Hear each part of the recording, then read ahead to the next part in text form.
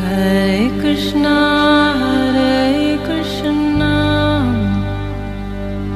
Krishna Krishna, Hare Hare,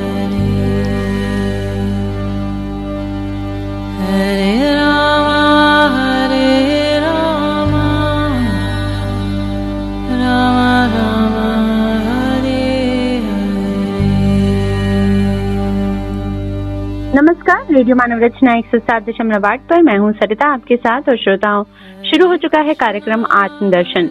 जैसा कि आप सब जानते हैं, इस कार्यक्रम में बहुत सारे आध्यात्मिक प्रसंगों और कथाओं को हम आपके लिए लेकर आते हैं। और स्टूडियो में होती हैं रागलेखा दासी जी, चरणाश्रित युगाचार्य श्रीमद भक्ति वेदांत नारायण गोस्वामी जी की शिष्या। रागलेखा दासी जी, आपका स्वागत है हमारे स्टूडियो में। हरे कृष्ण जी श्रोताओं, आजकल हम बात कर रहे हैं महाभारत ग्रंथ के अंदर समाहित बहुत सारी कथाओं के बारे में। और शायद इन कथाओं को आपने महाभारत जो सीरियल टीवी पर प्रसारित होता था उसमें देखा भी होगा, सुना भी होगा। लेकिन हम आपको रागलेखा दासी जी से पूरी व्याख्या, पूरी कथा सहित ये बता रहे हैं, बहुत सारे प्रसंग। और पिछले एपिसोड में रागलेखा दासी जी हमें उस कथा के बारे में बता रही थी जहाँ पर भीम और हनुमान जी की भेंट हुई थी। और बहुत सुंदर ये वृतांत जो है रागलेखा दासी जी हमें बता रही थी। तो आगे इसमें आज इस कथा को आगे जारी करते हुए आगे की कहानी जानते हैं। जी रागलेखा दासी जी। इस प्रकार जो भीम थे वो आगे बढ़कर कैलाश पर्वत के समीप कुबेर के राजभवन के पास एक सरोवर के निकट पहुंचे। भीमसेन ने वहां पहुंचकर उसका निर्मल जल जी भरकर पिया। महात्मा कुबेर इस सरोवर में जल क्रीड़ा किया करते थे। उस सरोवर और सुगंधित वन को देखकर भीमसेन बड़े प्रसन्न हुए। महात्मा कुबेर की ओर से हजारों क्रोधवश नाम के राक्षस तरह तरह के शस्त्र पहनावे से सुसज्जित होकर इस स्थान की रक्षा करते थे। उन्होंने महाबाहु भीम के पास आकर उनसे पूछा, कृपया बताइए आप कौन हैं? आपका वेश तो मुनियों का सा है, परंतु आप हथियार भी लिए हुए हैं। कहिए आप किस उद्देश्य से आए हैं? राक्षसों, मेरा नाम भीमसेन है। मैं धर्मराज युधिष्ठिर का छोटा भाई हूँ और महाराज पांडु का पुत्र हूँ। राक्षसों ने कहा, ये यक्षराज कुबेर का प्रिय क्रीड़ा स्थान है। यहाँ मरणाधर्म मनुष्य विहार नहीं कर सकता। आप महाराज की आज्ञा ले लीजिए, फिर जल भी पी सकेंगे और कमल भी ले जा सकेंगे। क्योंकि द्रौपदी के कहने पर भीमसेन यहाँ पे सुगंधित कमल लेने आए थे। द्रौपदी जी ने कहा कि मैं कमल महाराज युधिष्ठिर को भेंट करना चाहती हूँ और मैं इसको काम्य वन ले जाऊंगी। तो उसी को ढूंढते ढूंढते भीम यहाँ पर आए और यक्ष से उनका सामना हुआ, कुबेर के जो अनुचर थे। जी जी। और नहीं तो आप कमलों की तरफ झांक भी नहीं सकते। भीमसेन बोले, राक्षसों, राजा लोग मांगा नहीं करते, यही सनातन धर्म है। ऐसा कहकर भीमसेन उन राक्षसों की उपेक्षा कर स्नान करने के लिए उस सरोवर में उतर पड़े। जब वे राक्षसों ने उन्हें रोका, वे एक साथ ही शस्त्र उठाकर उन पर टूट पड़े। भीमसेन ने भी अपनी यमदंड के समान सुवर्ण मंडिता भारी गदा को उठाकर ठहरो ठहरो ऐसे चिल्लाते हुए उन पर आक्रमण किया। इससे राक्षसों का रोष भी बढ़ गया और वे चारों ओर से घेर कर उन पर तोमर, कटी आदि अस्त्र शस्त्रों की वर्षा करने लगे। उनके शस्त्रों के खंड खंड करके सरोवर के पास ही सैकड़ों वीरों को बिछा दिया भीम ने। उन्होंने यक्षराज कुबेर के पास जाकर बहुत डरते डरते युद्ध में भीमसेन के बल और पराक्रम का वर्णन किया। राक्षसों की बात सुनकर कुबेर बड़े हंसे और बोले, मुझे इन सब बातों का पता है। द्रौपदी के लिए भीमसेन को जितने कमल चाहिए उतने ले जाएं। इससे राक्षसों का क्रोध ठंडा पड़ गया और वे भीमसेन के पास आए। पत्रिका आश्रम में भीमसेन के युद्ध की सूचना देने वाला बड़ा वेगवान, तीखा और धूल बरसाने वाला वायु चलने लगा। अनेकों भयंकर उत्पात होने लगे। ऐसी विचित्र स्थिति देख के धर्मराज युधिष्ठिर ने कहा, पांचाली भीम कहाँ है? मालूम होता है वह कहीं कुछ भयंकर कर्म करना चाहता है अथवा कुछ भी कर बैठा है, क्योंकि अकस्मात होने वाले उत्पात किसी महान युद्ध की सूचना दे रहे हैं। युधिष्ठिर ने नकुल सहदेव से कहा कि जिस ओर भीम गया है उसी ओर हम सबको शीघ्र ही शीघ्र चलना चाहिए। राक्षस लोग तो ब्राह्मणों को ले चले और घटोत्कच तुम द्रौपदी को ले चलो।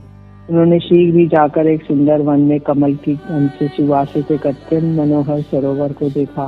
उसी के तीर पर परम तेजस्वी भीमसेन दिखाई दिए। उनके पास अनेकों मरे हुए यक्ष भी देखे। इस प्रकार भीमसेन को समझाकर उन्होंने सौगंधित कमल ले लिए और देवताओं के समान उस सरोवर में क्रीड़ा करने लगे। अर्जुन के आने की प्रतीक्षा करते हुए उन्होंने कुछ समय वहां पर गंधमादन के शिखर पर ही निवास किया। फिर उन्हें आकाशवाणी सुनाई दी, अब तुम यहाँ से आगे नहीं जा सकते, ये मार्ग बहुत दुर्गम है, इसलिए कुबेर के आश्रम से आगे न बढ़कर तुम जिस मार्ग से आए हो उसी से नर नारायण के स्थान बद्रिका आश्रम को लौट जाओ। क्योंकि ये सब देवताओं के स्थान है तो इससे आगे जाना उनके अनुमति नहीं थी। जी जी। अब हम जटासुर के वध की बात करते हैं। एक समय धर्मराज के पास एक राक्षस आया। वो बोला, मैं समझ शास्त्र वेताओं में श्रेष्ठ और मंत्र विद्या में कुशल ब्राह्मण हूँ। ऐसा कहकर वे सर्वदा पांडवों के धनुष और तरकश और द्रौपदी को उड़ा ले जाने की ताक में उन्हीं के पास रहने लगा। उस दुष्ट का नाम जटासुर था। एक समय भीमसेन वन में गए हुए थे। वो मशादी महर्षिगण स्नान करने चले गए। उसी समय जटासुर भयानक रूप धारण करके तीनों पांडव, द्रौपदी और सारे शस्त्रों को उठाकर ले चला। उनमें से सहदेव किसी प्रकार पराक्रम करके छूट गए और उस राक्षस ने अपनी कौशिकी नामक तलवार छीनकर जिस पर भीमसेन गए थे उस पर आवाज लगाने लगे। युधिष्ठिर उसके लिए भारी हो गए और उनके भार से दबकर उसकी गति उतनी तेज नहीं रही। तब धर्मराज ने नकुल और द्रौपदी से कहा, तुम उस मूल राक्षस से डरो मत, मैंने उसकी गति को कुटिल कर दिया है। अकस्मात इंद्र के समान गदाधारी भीमसेन दिखाई दिए। उन्होंने कहा, राक्षस उनके भाइयों और द्रौपदी को लिए जाता है। भीमसेन ने ललकारा, है रे पापी, मैंने तो तुझे पहले ही शस्त्रों की परीक्षा करते समय पहचान लिया था, किंतु तू हमारे यहाँ ब्राह्मण वेश में रहता था, इसीलिए मैं तुझे कैसे मारता। ये राक्षस ऐसा जान लिया जाए तो भी बिना अपराध के मारना उचित नहीं है, और जो बिना अपराध के मारता है नरक में जाता है। तू जहाँ जाना चाहता है वहाँ नहीं जा सकता, बट तुझे बक और हिडिन के रास्ते में जाना होगा। भीमसेन के ऐसा कहने पर काल की प्रेरणा से राक्षस डर गया और उन सबको छोड़कर युद्ध करने के लिए तैयार हो गया। फिर इन दोनों में बड़ा भयंकर बाहु युद्ध होने लगा। भीमसेन और जटासुर भी एक दूसरे को चोटें करने लगे। उन्होंने वज्र के समान वेग वाली शिलाओं से लड़ना आरंभ किया। अंत में वे आपस में एक दूसरे को घूंसों की वर्षा करने लगे। इसी समय भीमसेन ने जटासुर की गर्दन पर बड़े वेग से मुक्का मारा। इससे वह राक्षस बहुत ढीला पड़ गया।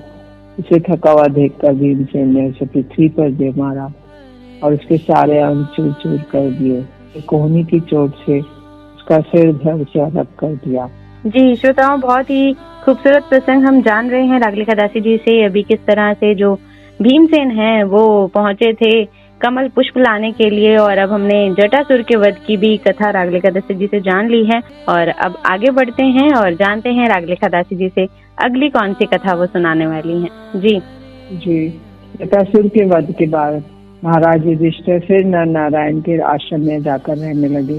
इस समय उन्हें अपने भाई अर्जुन का स्मरण हो रहा है, क्योंकि अर्जुन तो 12 वर्ष के उसमें अज्ञातवास में गए थे। हाँ जी। तो वो अभी अर्जुन को स्मरण कर रहे हैं। अर्जुन ने मुझसे कहा था कि मैं 5 वर्ष का स्वर्ग में अस्त्र विद्या सीखने के बाद यहाँ मृत्यु लोक में लौट आऊंगा। वे कहीं तो पैदल चलते थे और कहीं वो राक्षस लोग उन्हें कंधे पर बैठा कर ले जाते पांडवों को। 7वें दिन हिमालय की पवित्र पृष्ठ पर पहुंचे। वहाँ उन्हें राजऋषि विश्वकर्मा का पवित्र आश्रम देखा। पांडवों ने इस आश्रम में पहुंचकर परम धार्मिक राजऋषि विश्वकर्मा को प्रणाम किया। राजऋषि ने पुत्रों के समान उनका अभिनंदन किया और उनसे सत्कृत हो पांडवों ने वहाँ 7 दिन रात निवास किया। क्रमशः उन वीरों ने परम पवित्र गंधमादन के वन में प्रवेश किया। फिर उन्होंने फल फूल वाले वृक्ष से सुशोभित राजऋषि अरिष्टसेन का आश्रम देखा। राजऋषि ही तपस्वी थे। उनका शरीर अत्यंत कृश था। शरीर की नसें दिखाई देने लगी थी। अरिष्टसेन ने कहा, पूर्णिमा और प्रतिपदा की संधि में इस पर्वत पर केवल जल या पवन का ही सेवन करने वाले मुनिगण आकाश मार्ग से आते हैं। उस समय यहाँ भेरी, पनव, शंख और मृदंगों का शब्द भी सुनाई देता है। आप लोगों को यहीं बैठ कर उसे सुनना चाहिए। यहाँ से आगे तुम्हारे लिए जाना संभव ही नहीं है, क्योंकि अब आगे देवताओं की विहार भूमि है और उसमें मनुष्यों की गति नहीं हो सकती। इस कैलाश के शिखर को लांघकर केवल परम सिद्ध और देव ऋषि ही जा सकते हैं। यदि कोई मनुष्य चपलतावश जाने का प्रयत्न करता है तो उससे समस्त पर्वतीय जीव द्वेष करने लगते हैं और राक्षस लोग उसे लोहे की पर्चियों से मारते हैं। अतः जब तक अर्जुन आए तब तक आप यहीं निवास कीजिए। इस प्रकार वहाँ रहते हुए उनके वनवास का 5वां वर्ष भी बीत गया। अब हम एक प्रसंग लेते हैं, भीम का सर्प के चंगुल में फंसना और युधिष्ठिर के द्वारा सर्प के प्रश्न का उत्तर। एक समय भीमसेन स्वेच्छा अनुसार वन की शोभा देखने के लिए आश्रम से बाहर निकले। उस समय उनकी कमर पर तलवार बंधी थी और हाथ में धनुष था। भीमसेन धीरे धीरे चले जा रहे थे। इतने में उनकी दृष्टि एक विशालकाय अजगर पर पड़ी जो एक पर्वत की कंदरा में पड़ा हुआ था। वह अजगर काल के समान विकराल और समस्त प्राणियों को भयभीत करने वाला था। भीमसेन को सहसा अपने निकट पाकर वह महासर्प अत्यंत क्रोध में भर गया और उसने बलपूर्वक दोनों भुजाओं के सहित उनके शरीर को लपेट लिया। अजगर को मिले हुए वर के प्रभाव से उसका स्पर्श होते ही भीमसेन की चेतना लुप्त हो गई। यद्यपि उनकी भुजाओं में 10,000 हाथियों का बल था तो भी उस सर्प के चंगुल में फंसकर वे बेकाबू हो गए। इधर राजा युधिष्ठिर बड़े भयंकर अनिष्टकारी उत्पात देखकर घबरा उठे।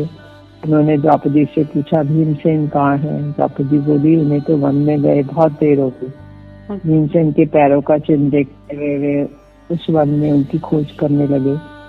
ढूंढते ढूंढते पर्वत के दुर्गम प्रदेश में जाकर उन्होंने देखा कि एक महान अजगर ने उन्हें जकड़ लिया है और वे निश्चेष्ट हो गए हैं। युधिष्ठिर ने सर्प से कहा, आयुष्मान, तुम मेरे इस अनंत पराक्रमी भाई को छोड़ दो। तुम्हारी भूख मिटाने के लिए मैं तुम्हें दूसरा आहार दूंगा। सर्प बोला, ये राजकुमार मेरे मुख में स्वयं आकर मुझे आहार रूप में प्राप्त हुआ है। तुम यहाँ से चले जाओ, यहाँ रुकने में कल्याण नहीं है। अगर रुके रहोगे तो कल तुम भी मेरे आहार बन जाओगे। युधिष्ठिर ने कहा, सर्प, तुम कोई देवता हो या दैत्य हो या वास्तव में सर्प ही हो? सच बताओ, तुमसे युधिष्ठिर प्रश्न कर रहा है। तो जंगम, बोलो तो सही, कोई ऐसी वस्तु जिसे पाकर अथवा जानकर तुम्हें प्रसन्नता हो, तब भीमसेन को कैसे छोड़ सकते हो? सर्प बोला, राजन, मैं पहले जन्म में तुम्हारा पूर्वज नहुष नाम का राजा था। मैंने अनेकों यज्ञ की, तपस्या की, स्वाध्याय किया और अपने मन और इंद्रियों को विजय प्राप्त करी जी। उस समय सत्कर्मों से और अपने पराक्रम से मुझे तीनों लोगों का ऐश्वर्य प्राप्त हुआ था। उसी ऐश्वर्य को प्राप्त कर मेरा अहंकार बढ़ गया। मैंने मदोन्मत्त होकर ब्राह्मणों का अपमान किया। इससे कुपित होकर महर्षि अगस्त ने मुझे इस अवस्था में पहुंचा दिया। महाराज अगस्त की ही कृपा से आज तक मेरे पूर्व जन्म की स्मृति लुप्त नहीं हुई। ऋषि के शाप के अनुसार दिन के 6ठे भाग में ये तुम्हारा भाई मुझे भोजन के रूप में प्राप्त हुआ। अतः मैं ना तो इसे छोड़ूंगा और ना ही इसके बदले दूसरा आहार लूंगा। किंतु एक बात है, यदि तुम मेरे पूछे हुए कुछ प्रश्नों का उत्तर अभी दे दोगे तो इसके बाद तुम्हारे भाई भीमसेन को मैं अवश्य छोड़ दूंगा। सर्प ने पूछा, राजा युधिष्ठिर, बताओ ब्राह्मण कौन है और जानने योग्य तत्व क्या है? युधिष्ठिर बोले, नागराज, सुनो, इसमें सत्य, दान, क्षमा, सुशीलता, क्रूरता का अभाव, तपस्या, दया, ये सद्गुण दिखाई देते हैं, वही ब्राह्मण है। जानने योग्य तत्व हो तो परब्रह्मी है और सुख दुख से परे है। वह यहाँ पहुंचकर भी इसे जाना मनुष्य के शोक से पार हो जाता है। अहिंसा, दया आदि सद्गुण तो शूद्रों में भी पाए जाते हैं, किंतु अतः तुम्हारी मान्यता के अनुसार तो वे भी ब्राह्मण कहे जा सकते हैं। तुमने सुख दुख से रहित पद बतलाया है, इसमें भी मुझे आपत्ति है। मेरे विचार से तो सुख दुख दोनों से रहित कोई दूसरा पद है ही नहीं। युधिष्ठिर ने कहा, यदि शूद्रों में सत्य उपयुक्त लक्षण है और ब्राह्मणों में नहीं है तो वे शूद्र नहीं है और ब्राह्मण नहीं है। जिसमें ये सत्य आदि लक्षण हो उसे ब्राह्मण समझना चाहिए और जिसमें इसका अभाव हो उसे शूद्र कहना चाहिए। किंतु जिस प्रकार शीतल जल में उष्णता नहीं रहती और उष्ण स्वभाव वाले अग्नि में जल की शीतलता नहीं होती, क्योंकि उसमें परस्पर विरोध है, इसी प्रकार जो वेद पद है जिसे केवल अज्ञान का आवरण दूर करने के लिए अपने से अभिन्न समझना है, उसका कभी और कहीं भी वास्तविक सुख और दुख से संपर्क नहीं होता। चल बोला, राजन, यदि तुम आचार से ही ब्राह्मण की परीक्षा करते हो तब तो जब तक उसके अनुसार कर्म न हो जाति व्यर्थ ही है। युधिष्ठिर ने कहा, मेरे विचार से तो मनुष्यों में जाति की परीक्षा करना बहुत कठिन है, क्योंकि इस समय सभी वर्णों में सम्मिश्रण हो रहा है। सभी मनुष्य सभी जाति की स्नेह से संतान उत्पन्न कर रहे हैं। बोलचाल, मैथुन में प्रवृत्ति, जन्म, मरण, ये सब मनुष्यों को एक से देखे जाते हैं। इसलिए जो तत्वदर्शी विद्वान है वे शील सदाचार को ही प्रधानता देते हैं। जब बालक जन्म लेता है तो नाल छेदन के पहले उसका जातकर्म संस्कार किया जाता है। इसमें माता सावित्री कहलाती है और पिता आचार्य। जो तत्वदर्शी विद्वान है वे शील को ही प्रधानता देते हैं। जब बालक जन्म लेता है तो नाल छेदन के पहले उसका जातकर्म संस्कार किया जाता है। इसमें माता सावित्री कहलाती है और पिता आचार्य। जब तक बालक का संस्कार करके उसके वेद का स्वाध्याय नहीं कराया जाता तब तक वह शूद्र के समान है। यदि वैदिक संस्कार करके वेद अध्ययन करने पर भी शील और सदाचार नहीं आया तो उसमें प्रबल वर्ण संकटता है। ऐसा विचार पूर्वक निश्चय किया गया है। जिसमें संस्कार के साथ शील और सदाचार का विकास हो उसे ही मैंने पहले ही ब्राह्मण बता दिया। सर बोला, युधिष्ठिर तुम जानने योग्य सभी कुछ जानते हो। तुमने जो मेरे प्रश्नों का उत्तर दिया उसे मैंने भली भांति सुन लिया। अब मैं तुम्हारे भाई भीमसेन को कैसे खा सकता हूँ? युधिष्ठिर ने कहा, सरप्रास तुम संपूर्ण वेद वेदांगों के ज्ञाता हो, बताओ किन कर्मों के आचरण से सर्वोत्तम गति प्राप्त होती है। अब युधिष्ठिर महाराज प्रश्न कर रहे हैं और सर्प उत्तर दे रहे हैं। युधिष्ठिर बोले, दान और सत्य में कौन बड़ा है? अहिंसा और प्रिय भाषण, इसमें किसका महत्व अधिक है, किसका कम?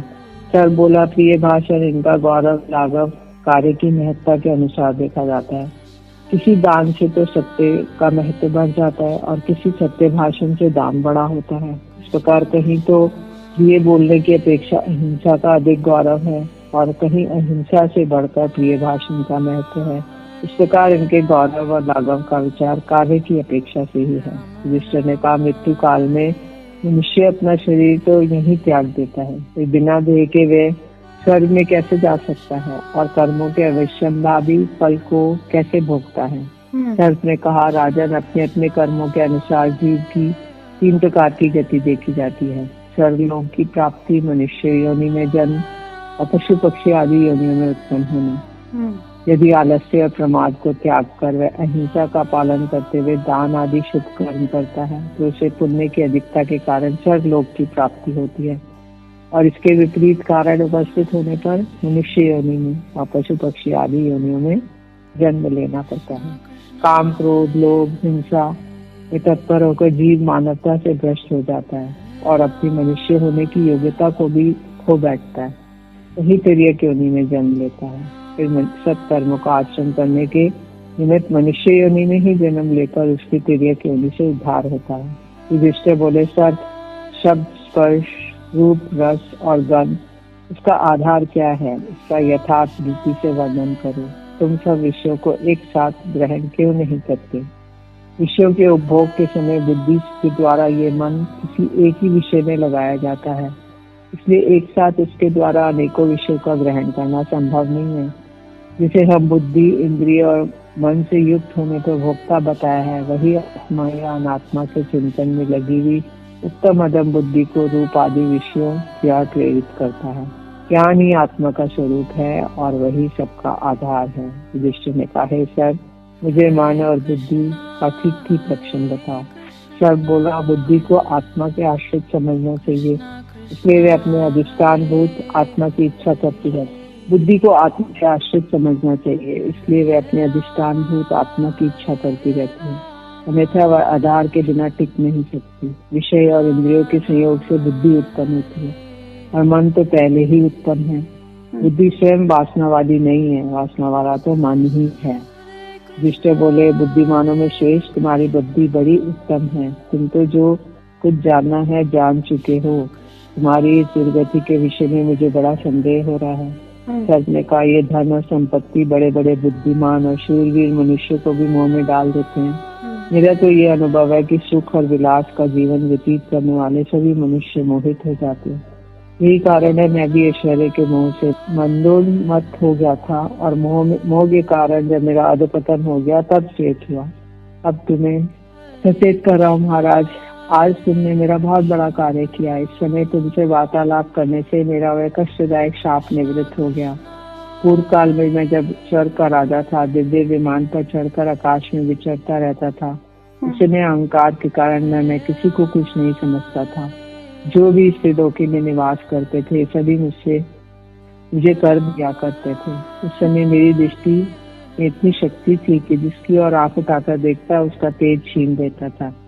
मेरा अन्याय यहाँ तक बढ़ गया था कि 1000 महर्षियों ब्रह्म ऋषियों ने मेरी पालकी धोई। इस अत्याचार ने मुझे राज्य लक्ष्मी से भ्रष्ट कर दिया। मुनिवर अगस्त जब पालकी धो रहे थे, मैंने उन्हें लात मारी और तब वे क्रोध में भरकर उन्होंने कहा, अरे ओ सर, तू नीचे गिर। तब मेरे राज सिंह लुप्त हो गए और मैं उत्तम विमान से गिर पड़ा। मुझे मालूम हुआ मैं सर्प होकर नीचे मुख किए गिर रहा हूँ। अगस्त मुनि से याचना की, भगवान मैं प्रमादवश विवेक शून्य हो गया था, इसलिए आप घोर अपराध हुआ है। आप क्षमा करके ऐसी कृपा करें जिससे मैं इस शाप का अंत हो जाए। तब धर्मराज युधिष्ठिर तुम्हें शाप से मुक्त करेंगे और इस अहंकार और घोर पाप का फल क्षीण हो जाएगा। इस समय तुम्हें फिर पुण्यों का फल प्राप्त होगा। महाराज, तो ये है तुम्हारी भाई महाबली भीमसेन। तुम्हारा कल्याण हो और मुझे विदा दो, मैं पुनः स्वर्गलोक को जाऊंगा। ये कहकर राजा नहुष ने अजगर का शरीर त्याग दिया। दिव्य देह धारण करके वे पुनः स्वर्गलोक में चले गए। जी श्रोताओं, बहुत ही खूबसूरत प्रसंग जाना कि किस तरह से युधिष्ठिर जी ने जो है एक अजगर को उनके श्राप से मुक्ति दिलाई। राजा नहुष थे, वो स्वर्ग में विचरण करते थे, लेकिन एक ऋषि के श्राप के कारण उनको ये योनि मिली और किस तरह से युधिष्ठिर ने उनको उनके श्राप से मुक्त किया, ये कथा हमने जानी आज रागलेखा दासी जी से। तो श्रोताओं, आगे और भी कथाएं हैं, प्रसंग हैं जो हम इस कार्यक्रम के अंतर्गत आप तक पहुंचाते रहेंगे, लेकिन आज के लिए बस इतना ही। रागलेखा दासी जी, आपका बहुत बहुत शुक्रिया हमारे स्टूडियो में आने के लिए। हरे कृष्ण।